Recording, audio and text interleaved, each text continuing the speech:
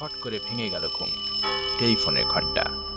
সঙ্গে সঙ্গে শুনলুম ঘরের দেওয়াল ঘরটা চিৎকার করছে। একে একে গুনলুম রাত 12টা। তন্দ্রাকাতর চোখ না খুলেই দুটো শব্দ, বজ্রের গর্জন এবং বৃষ্টির পতন।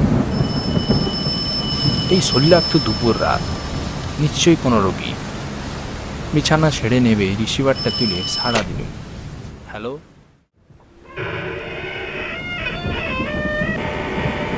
হঠাৎ খুলে গেল দরজাটা। বাড়ির ভিতরটাও অন্ধকার। কে দরজা খুললেন দেখবার জন্য টর্চ ব্যবহার করল। ডান দিকে সিঁড়ি বেয়ে উপরে উঠতে লাগলো এবং উঠতে উঠতে সবিস্ময় লক্ষ্য করল সিঁড়ির প্রত্যেক ধাপে জমে রয়েছে এবং সবচেয়ে ভয়ানক দৃশ্য হচ্ছে তার মুখগহ্বরের ভেতর থেকে কিলবিল করতে করতে